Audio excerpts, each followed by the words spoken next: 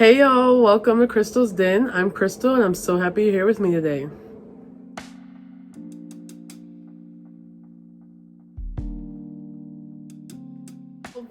Thank you to the people who watch my companion planting video.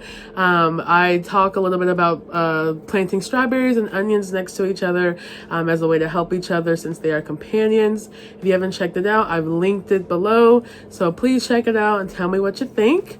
I also wanted to give a big shout out to Rob Greenfield. I was featured on his YouTube channel where I talked about 5 mistakes that I made as a beginner gardener. He's a sustainability activist and doing some really great stuff around the world and particularly in Florida. So I was really happy to be able to share some of my experience on his channel. And I'm just really grateful that I had that opportunity. And also big shout out to my really good friend Ashley for setting up that opportunity and facilitating it. It wouldn't have happened without you, so I appreciate it.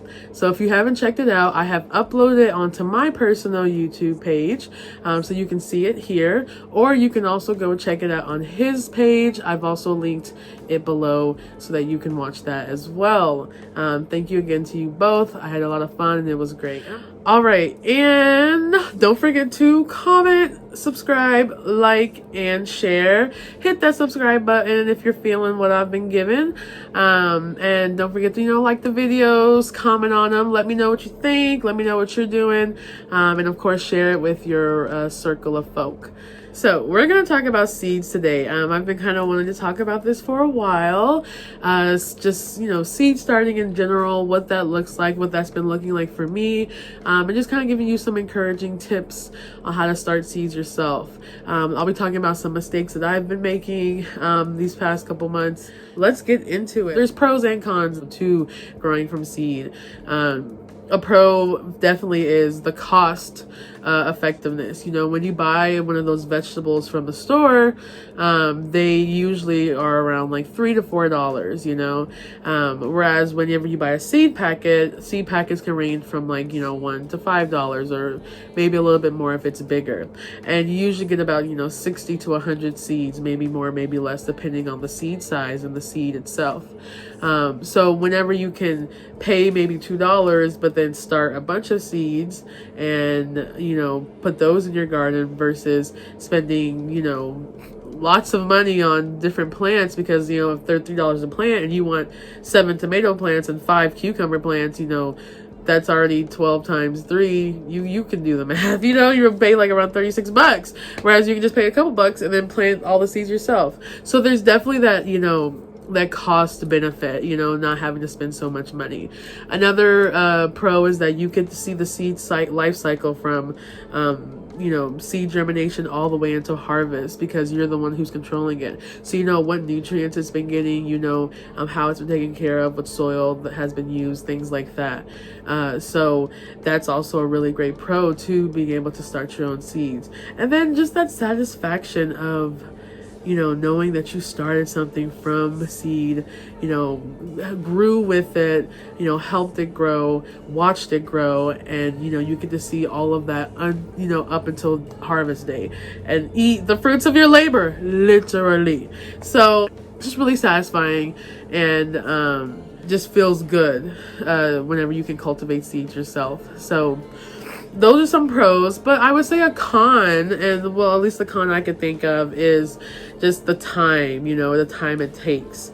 One thing about seeds is, like whenever, they can take from 90 to 120 days to really like mature and be able to harvest. When you buy them from the store, at least you cut back at least a month or so of that time that you have to wait. Whereas when you grow from seed, you're really in it for the long haul. So just keep that in mind as you're thinking about whether you should start things from seed or whether you should buy plants, both are fine options. But just kind of see what's the best for you.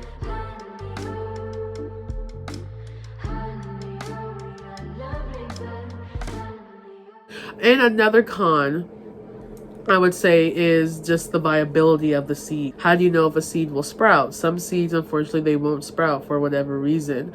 And so if you've been, planting seeds and they don't sprout, then it's like, oh, I've, wasted a couple weeks of seed growing because the seed didn't sprout. So that is kind of a con of that, like not really knowing. But those are just some pros and cons to growing from seed, and just, you know, some information on why I like doing it as well. It's also just kind of fun, and yeah, it's fun. And it's like, you know, you can be like, oh my God, I can grow all these things, you know. So okay, so let's just talk about like what seed starting looks like. Let me show you first what are some mediums I've been using to grow my seeds. So there are a couple things around your house that you can use to help you grow seeds. One of them that I've been using a lot of is toilet paper rolls. Toilet paper rolls, and like paper towel rolls, excellent for starting seeds. They're great because the paper is made of cardboard, and it's like it'll break down because it's biodegradable. And so whenever you end up transplanting the seed into the ground or into the bed or wherever you're putting your seeds, you don't have to worry about disturbing the roots or disturbing anything, but you can just put it straight in there.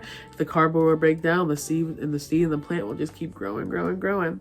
So love using these. Shout out to Emma for giving me this idea last year when I was starting seeds, and also shout out to Elliot, Isaac, and Pilar for helping me supply probably like half of my collection. I've used so much, and if it wasn't for them, I wouldn't have had all of these. So thank you to y'all too. So toilet paper rolls are going to be a great option. They'll end up looking about a little bit like this whenever you put them in. So it'll hold it real nice. It'll get soft, be able to put in the ground real good. Another thing is egg carton holder. So you're going to want to get the ones that are made with this like corrugated cardboard. So those are going to be like some options you have around the house that you can use for starting your seeds.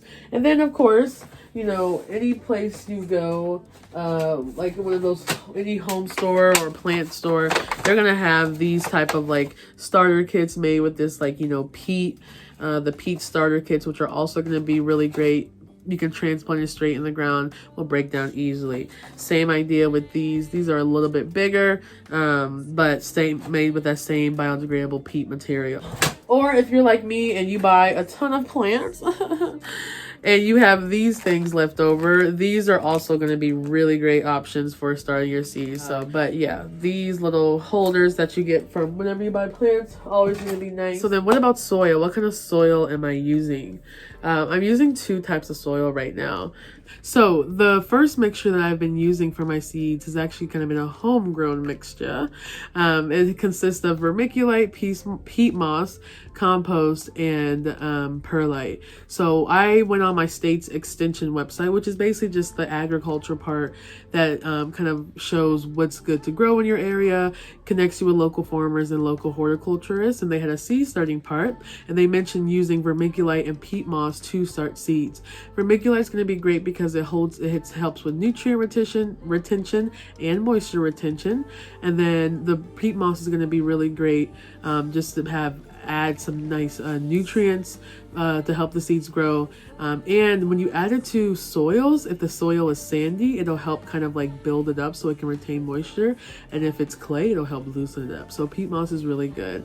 So those 2. And then I've been adding my compost because compost is nutritious and, you know, really going to be great for helping seeds start. And then perlite helps with drainage. So not letting the water just kind of sit up there, but wanting to be able to drain nicely so our roots don't rot. So I've been using this mixture primarily, and it's been working pretty okay once I got the consistency right. With this, you want to just make sure you have enough vermiculite and perlite in there, because if you don't, then with the the drainage won't be really well, because that was my problem. I wasn't adding enough, and the water wasn't draining out. It was just sitting at the top. So making sure you have that vermiculite and peat moss. Well, of course the peat moss too, but making sure you have in there that vermiculite and perlite to help with that drainage, and that moisture retention is going to be really good. And then one that I actually just picked up was this Burpee eco-friendly little cocoa core block. So with this, you put the block in, you know, some type of container, add, I think it's about like a gallon or so of water, and then it'll expand, and then you get this really nice coconut core mixture. Cocoa core is made from coconuts. It is, I don't know if you can see this, but we're going to yeah, you see, so that's cocoa coir. Here, I'll take some out so you can see it better. Ooh, it's real fluffy. Yeah. It's real fluffy, and really great for holding in moisture. Like, that's one of the points and reasons why people like to use it, because it will hold in water really well. And it's really great for starting seeds. I've been using it and I've already seen success with some of my other seeds that I've used the cocoa coir with. So it's lit, and I'm glad to have this. And the cool thing about this thing is it makes 8 quarts. Which is a good amount, especially for starting seeds, and it's only like $2. I got it from Walmart. You probably could find it other places too. So this is good, and having your own mixture really good too. So those are 2 that we'll be dealing with today with making this, with packing the seeds. So let's go ahead and start putting some seeds into our little pots. I almost forgot to mention one of our other methods, and that's the peat pellets. Those are going to be really great for growing seeds too. And I'm pretty sure they come in the starter kits. You add them to water, and then when they're in the water, they'll expand, and then they'll become these like really like big, juicy, like seed holding pods. So those are really great too. Also biodegradable, and you can put them straight in the ground. And I mentioned, you know, different the soils that I'm using, but any seed, if you go to a store, a seed starting mix, you'll be fine. Using just the cocoa coir, if you find some cocoa coir, you'll be fine. There's different ways to start seeds, so the ones I mentioned is just what I'm doing, but use whatever works best for you.